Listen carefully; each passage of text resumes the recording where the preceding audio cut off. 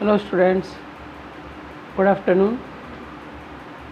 Today we are going to study advertisement about lost and found.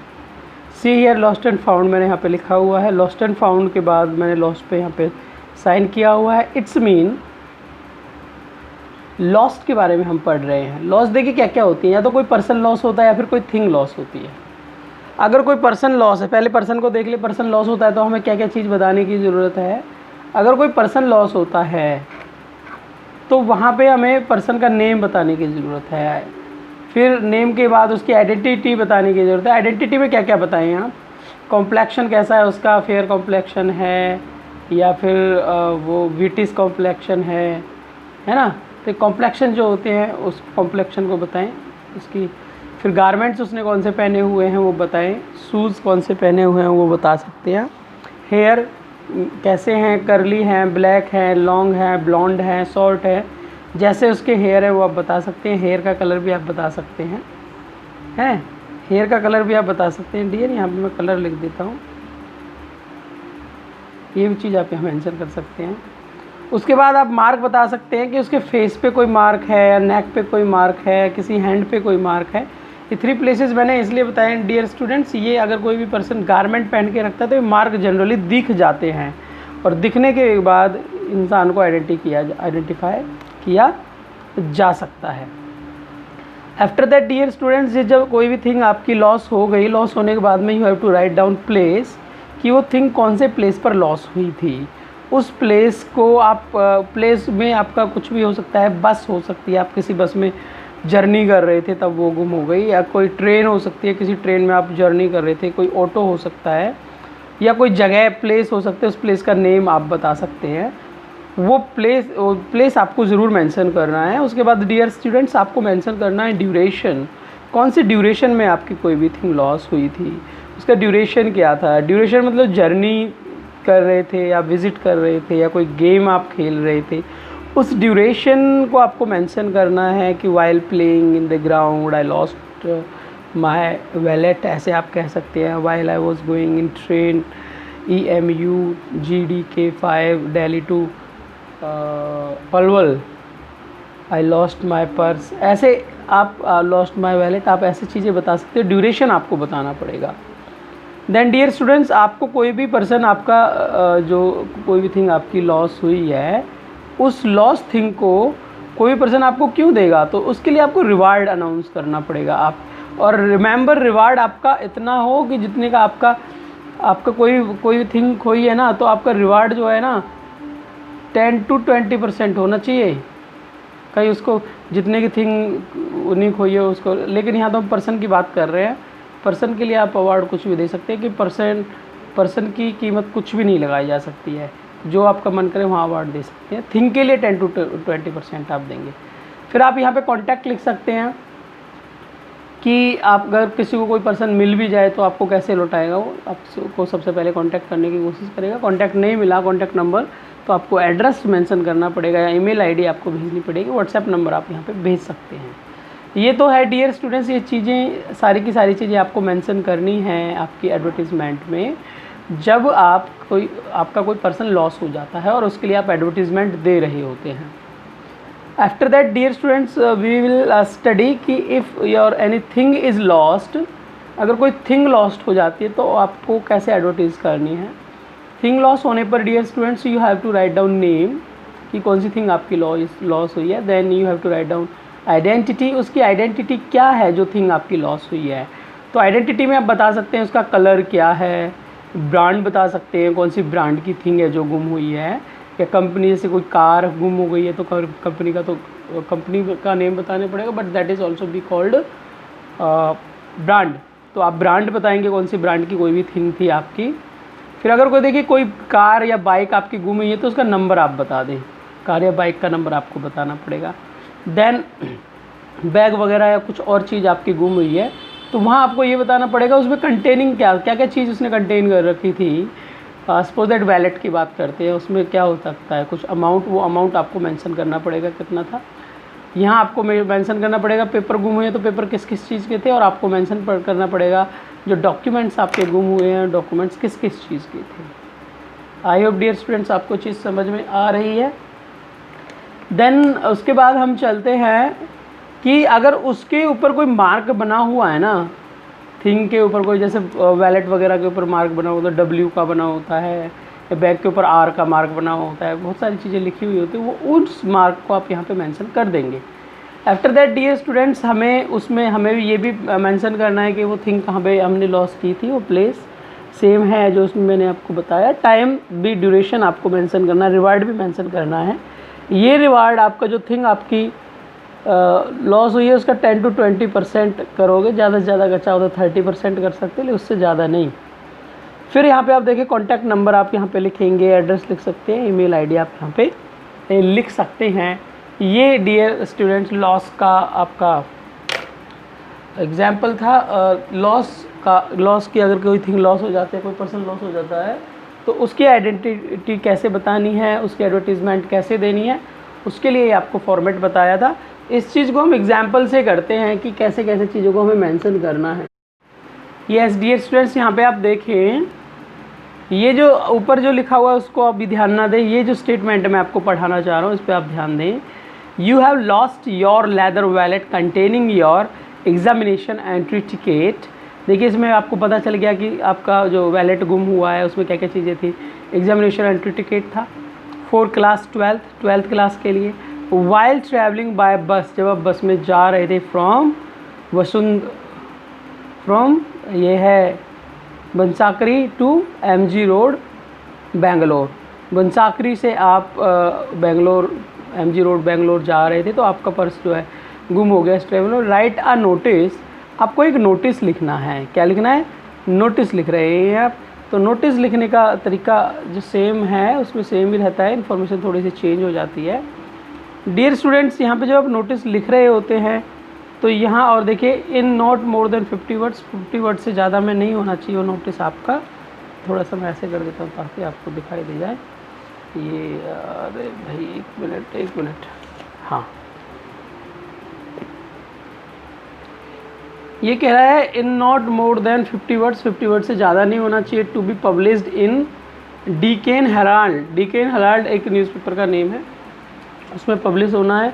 और कहते हैं you are, ये आपका नाम दिया हुआ है, यू आर प्रणव या प्रवीण हो, आप प्रणव हो या प्रवीण हो।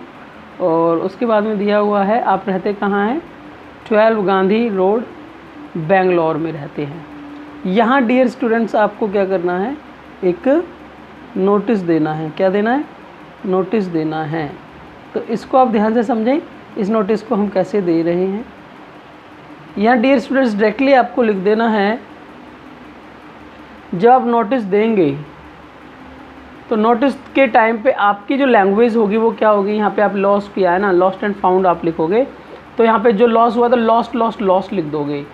फिर लॉस लिखने के बाद में आप यहाँ डेट मेंशन करोगे, कौन सी डेट पे आप ये लिख रहे हो। इसमें डेट है नहीं, लेकिन आप डेट यहाँ पे मेंशन कर देंगे। डेट मेंशन करने का तरीका होता है कि कोई भी नंबर होगा, जैसे मान के चलो आज 28 है, फिर AUGUST अगस्त कोमा 2020 आप ऐसे लिख देंगे। ये डेट लिखने का तरीका होता है।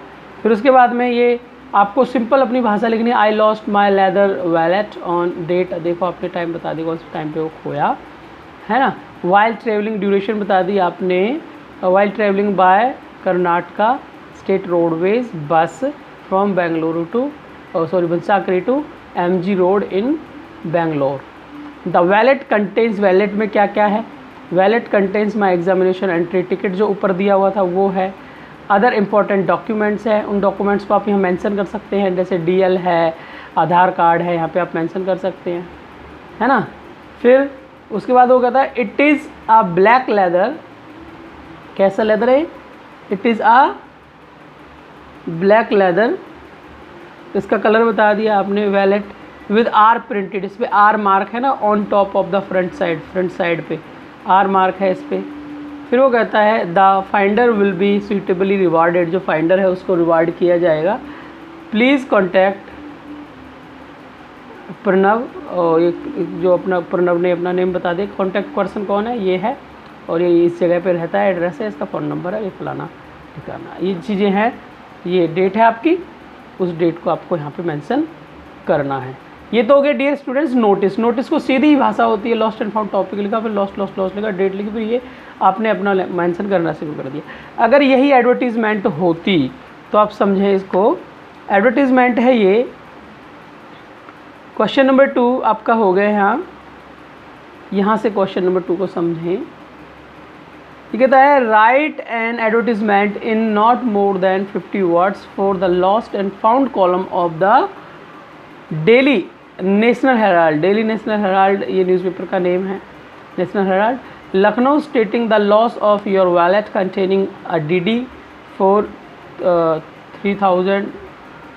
32,500 and some cash while traveling by bus from Hazratganj to Nirala Nagar in Lucknow. You are Roman और रूपा, आपके ये आपका नेम और एड्रेस है, ये बताया हुआ है।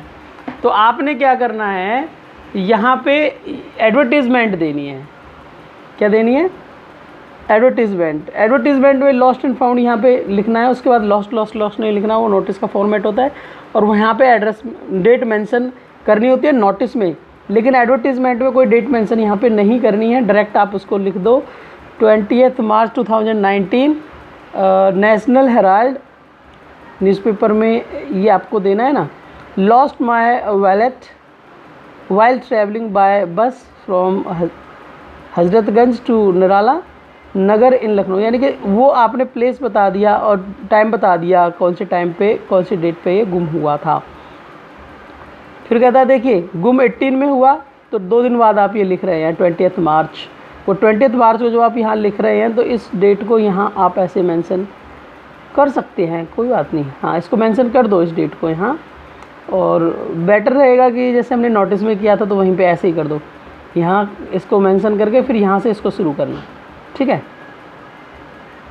The finder will B suitably rewarded, यहाँ आपने उसको रिवार्ड दे दिया, उसमें जो जो चीज़ कंटेन्स थी उस चीज़ आपने बता दी हैं, और आइडेंटिटी दे सकते हैं, और उसको रिवार्ड भी कर दिया, और इसमें आपने अपना एड्रेस दे दिया ताकि वो आपको कांटेक्ट कर सके। आई होप डियर स्टूडेंट्स आपको लॉस्ट एंड फाउंड समझ में आ गया। ऐसे ही ये लिखना है, और ऐसे ही आपको ये एक्सरसाइज दी हुई हैं, ये एक्सरसाइजेज ये देख लें आप, इसका स्क्रीनशॉट ले लें इन एक्सरसाइजेज का, कि इन एक्सरसाइजेज को आपको लिखना है। ए स्क्रीनशॉट लिया जा सकता है क्या? हाँ, या now you can take screenshot of it. Take screenshot, take screenshot. Very good. I hope you have taken screenshot of this.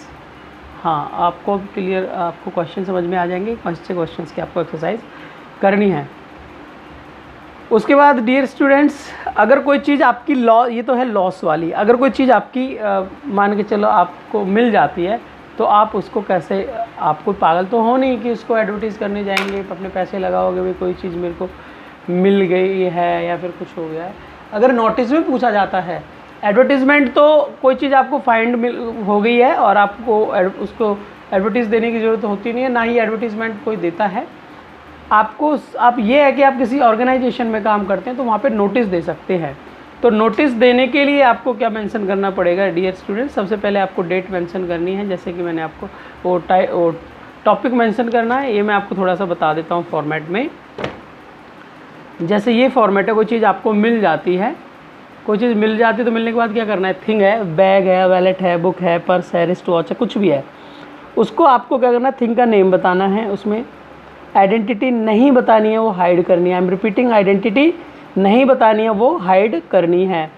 Place बताना है, कौन सा प्लेस, कौन सी जगह पे आपको मिली है कोई भी चीज़, और आपको टाइम बताना है किस टाइम मिली थी। कॉन्टैक्ट अपना दे देना है ताकि लॉसर जो है कैन कॉन्टैक्ट टू यू, आप ये लिख सकते loser can contact to me, यहाँ पे अपना कॉन्टैक्ट या फ़ोन नंबर दे सकते हैं। रिवार्ड यहाँ आपको अनाउंस नहीं करना है। फाउंड में और लॉस में यही डिफरेंस है। लॉस में तो आपको आइडेंटिटी भी बतानी पड़ेगी, रिवॉर्ड भी करना पड़ेगा, लेकिन जब आपको कोई चीज़ फाइंड हो जाएगी तो वहाँ पे आपको कोई चीज़ मेंशन करने की ज़रूरत नहीं है। सबसे पहले आपको ये लिखना है लॉस्ट एंड फाउंड। सबसे पहले नोटिस लिखना है, अगर आप नोटिस लिख रहे हैं, सबसे पहले आपने लिखा नोटिस, फिर लिखा टाइटल नेम, फिर टाइटल नेम लिखने के बाद में आप लिख सकते हैं प्लेस, लिखना चाहें तो लिख सकते हैं प्लेस। प्लेस लिखने के बाद में आप यहाँ पे डेट मेंशन करेंगे। क्या मेंशन करेंगे? डेट। डेट मेंशन करने के बाद में सारी चीज़ें शुरू होंगी। देखो दोबारा से बता रहा हूँ, नंबर 1 पे नोटिस लिखना है, नंबर 2 पे आपको लॉस्ट एंड फाउंड टाइटल लिखना है, नंबर 3 पे आपको प्लेस लिखना है, नंबर 4 पे आपको डेट लिखनी है। फिर आपको ये सारी चीज़ें मेंशन करनी है। ये तो वो डेट है जिस दिन आप इसको लिख रहे हैं, यहाँ पे टाइम जो आएगा जिस टाइम पे आपने वो खोया था, वो डेट या टाइम या ड्यूरेशन आएगा, है ना। इस चीज़ को आप समझने की कोशिश करें। उसके बाद भी अगर आपको डाउट रहता है तो you may make me personally call. अब यहाँ इसको लॉस एंड फाउंड के बाद हम पढ़ना चाहेंगे एक और एक्सरसाइज, ताकि आप उसको अच्छे से समझ सकें और उसको कर सकें। एक और एक्सरसाइज जो हम पढ़ने जा रहे हैं वो हम पढ़ने जा रहे हैं sales and purchase. Sales and purchase को पढ़ने जा रहे हैं। देखिए dear students, this is the format of sales and purchase. Sale का मतलब किसी चीज़ को सेल करना होता है, परचेज का मतलब किसी चीज़ को बाय करना होता है। यहाँ पे देखिए सबसे पहले आपको इसमें क्या चीज़ मेंशन करनी है, सबसे पहले सेल एंड परचेज ही मेंशन करना है। उसके बाद में आपको बताना है बिल्डिंग की लोकेशन, बिल्डिंग किस जगह पर है। फिर आपको बतानी है स्टोरी, कौन सी स्टोरी है, उसके लेवल क्या है, यानी कि स्टोरी का मतलब होता है कितने मंजिला है आपकी जो बिल्डिंग है, वो कौन से एरिया में है। लोकेशन तो आपको बता दी, उसका एरिया भी बताना पड़ेगा। लोकेशन और एरिया को आप दोनों को एक साथ कनेक्ट कर सकते हैं। लोकेशन और एरिया पहले बताइए और स्टोरी को आप तीसरे नंबर पे बताइए। दूसरे नंबर पे आपका हो गया एरिया, तीसरे नंबर पे हो गया आपकी स्टोरी, वो कितने स्टोरीड है, मतलब उसमें कितनी बिल्डिंग है, ये थर्ड नंबर पे आपकी हो गई। ठीक है। फिर उसके बाद आप उसमें क्या क्या प्रोविज़न दे रहे हैं। प्रोविज़न में आप क्या क्या देखिए, प्रोविज़न में क्या क्या चीज़ें हैं जो आपकी बिल्डिंग है, उसमें रूम क्या हैं, कितने हैं, और हॉल क्या है, कैसा हॉल है, किचन कैसा है, वॉशरूम अटैच्ड है या अनअटैच्ड है, और ड्राइंग रूम कितना बड़ा है, डाइनिंग रूम है या नहीं है, कितना बड़ा है, लॉन है या नहीं है, पार्किंग है या नहीं है, क्योंकि सारी चीज़ें ज़रूरतमंद की चीज़ें होती है और ज़रूरत के हिसाब से कोई भी इंसान चीज़ों को परचेज करता है या बाय करता है। फिर आप बताओगे नियर बाय कि किसके नियर बाय। नियर बाय का आप एड्रेस इसमें मेंशन करोगे। जैसे मान के चलो लोकेशन कहाँ से बनती है, कोई भी फ्लैट है, कोई भी लैंड है, सपोज दैट बस स्टैंड और रेलवे स्टेशन के बीच में कोई लैंड आपको मिल जाती है, तो आपके लिए तो कितना अच्छा है ये। बस स्टैंड भी बिल्कुल पास, बस स्टैंड बिल्कुल पास, रेलवे स्टेशन बिल्कुल पास, जहाँ जाना हो जब जाना हो बिना किसी परेशानी के जा सकते हो और बिना किसी परेशानी के आ सकते हो। तो ये लोकेशन बहुत अच्छी रहती है। हुड्डा सेक्टर 2 है, वहाँ पे एटमॉस्फेयर बहुत अच्छा है, स्कूल्स है वहाँ पे अच्छे अच्छे। तो नियर बाय हो गया ना। वो नियर बाय में ऐसी कोई चीज़ें, अच्छी सी चीज़ें आपको मेंशन करनी पड़ेंगी जो अट्रैक्टिव चीज़ें हो। नियर बाय में आप क्या लिख रहे हैं, मैं लिख रहा हूँ अट्रैक्टिव प्लेस। हर जगह अट्रैक्टिव प्लेस होते हैं, वो अट्रैक्टिव प्लेस आपको मेंशन करना है नियर बाय में। उसके बाद डियर स्टूडेंट्स आपको बताना है कि आपको रेट बताना है कि कितने रेट पे आप उस चीज़ को दे रहे हैं। क्या बताना है, कितने रेट पे आप उस चीज़ को दे रहे हैं, रेट मेंशन करना है।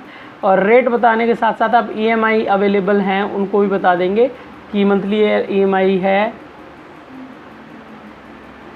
या क्वार्टरली है, 3 महीने में, या फिर ईयरली। जो भी EMI होंगी, EMI बोलते हैं किस्तों को, इंस्टॉलमेंट को, तो वो आप यहाँ पे मेंशन कर देंगे। फिर वो कहता है कॉन्टैक्ट आपको मेंशन करना है, एड्रेस मेंशन करना है, मेल एड्रेस करना है, कॉमन चीज़ें हैं ये मेंशन करना ज़रूरी है। फिर कहता है भाई ये तो आपने सेल के लिए था, परचेज कोई चीज़ आपको परचेज, वो चीज़ तो आपको सेल करनी थी, ये आपको परचेज करनी है अपने हिसाब से, कि जिन्होंने सेल करी है उसके पास जो है उसने वो चीज़ बता दी। लेकिन जब आप परचेज करोगे तो आप तो अपने हिसाब से परचेज करोगे ना किसी भी चीज़ को। तो खुद अगर आप परचेज करना चाहते हैं तो परचेज करने के लिए आपको क्या करना है, सबसे पहले आपको एरिया बताना है कि कौन से एरिया में आपको चाहिए, नियर बाय उसके क्या होना चाहिए, है ना। नियर बाय का मतलब समझते हो, अट्रैक्टिव प्लेस। नियर बाय का मतलब होता है अट्रैक्टिव प्लेस कौन सा है जो आपको ज़्यादा अट्रैक्ट करता है, वो मेंशन करना है। इस एरिया में आपको बिल्डिंग चाहिए, उसकी लोकेशन कौन सी जगह पे चाहिए, कॉर्नर पे चाहिए, बीच में चाहिए, लास्ट में चाहिए, है ना, रोड के पास चाहिए या लॉन के पास, ये पार्क के पास, वो चीज़ें आपको मेंशन करनी है। एड्रेस एरिया मेंशन करना है, बिल्डिंग की लोकेशन मेंशन करनी है, आपकी रिक्वायरमेंट्स क्या क्या हैं। रिक्वायरमेंट्स में आते हैं प्रोविजंस। आपको लोन की ज़रूरत है कि नहीं वो मेंशन करना है। आपको रूम्स कितने चाहिए, रूम्स मेंशन करने हैं। आपको हॉल कितने चाहिए, एक चाहिए, कितने चाहिए उसको मेंशन करना है ना। आपको स्विमिंग पूल चाहिए,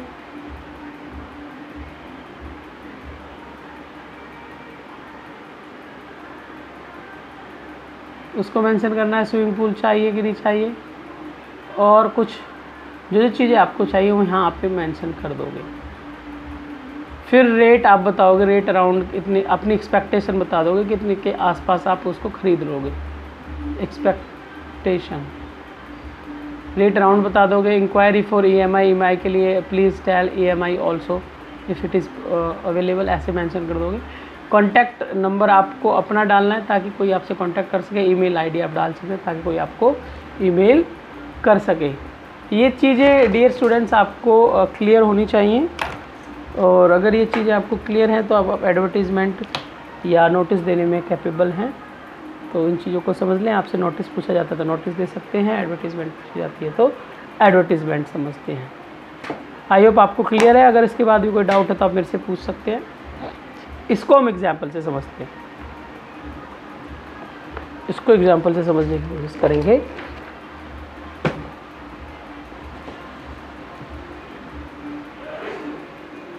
हाँ, सेल्स एंड परचेज में जैसे कि ये दिया हुआ है, you want to sell your house at 15 Rajendra Nagar, यानी कि आपका ये एड्रेस है, आप अपने हाउस को सेल करना चाहते हैं और कंचीपुरम में है ये। Draft an advertisement in not more than 50 words, 50 word से ज़्यादा एडवर्टीजमेंट नहीं होनी चाहिए। गिविंग द नेसेसरी डिटेल्स, आपको नेसेसरी डिटेल देनी है। To be published in the classified columns of the New Indian Express. The New Indian Express Chennai, ये आपके न्यूज़पेपर का नेम है जहाँ देना है। और यू आर कृष्ण जो या अलका जो इस ऐड को दे रहे हैं। देखिए एडवर्टीज़मेंट कैसे दे रहे हैं आप। सबसे पहले आप यहाँ देख लें, न्यूली बिल्ड हाउस, आपने अपने हाउस के बारे में बताया, जगह बता दी कौन सी जगह पर है। फिर आपने अपने हाउस के बारे में बता दिया, 2 स्टोरीड हाउस है, 2 स्टोरी का घर है ये। और इसमें क्या क्या है, इसका एरिया आपने बता दिया कितने एरिए का है ये। फिर आपने बता दिया एरिया में साइज़ भी आता है डियर स्टूडेंट्स, उसमें साइज़ भी आप लिख दें कितने साइज़ का है ये। और 6 बेडरूम्स इसमें क्या क्या हैं, बाथरूम अटैच्ड हैं और इसमें लेटेस्ट गैजेट्स लगे हुए हैं, फिक्चर्स लगे हुए हैं आपके हाउस में। It has a huge drawing come dining room, उसका साइज़ ये है। The total area of block is, जो पूरा एरिया जिसमें हाउस बना हुआ इतना है। और the reserved price is 7.5 crore, ये इसका प्राइस है।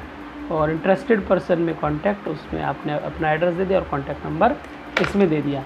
देखिए स्टूडेंट्स, पिछले जो मैंने आपको एग्जांपल्स करवाए थे, आई होप आपको ये समझ में आ गया है। वो सारी चीज़ें इसमें मेंशन की हैं जो मैंने आपको बताई थी।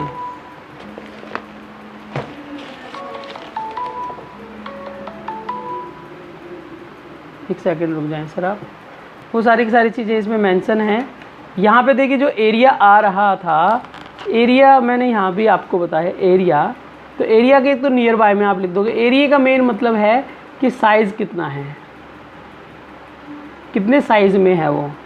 यहाँ पे भी हमने एरिया लिखा था, जो बिल्डिंग हमने बता रखी है पहले, जो हमने समझा था सेल एंड परचेज वाला। जो एरिया हम यहाँ पे कर रहे हैं, देखो सेल एंड परचेज वाला है, इसको देखें थोड़ा सा, सेल एंड परचेज वाला है।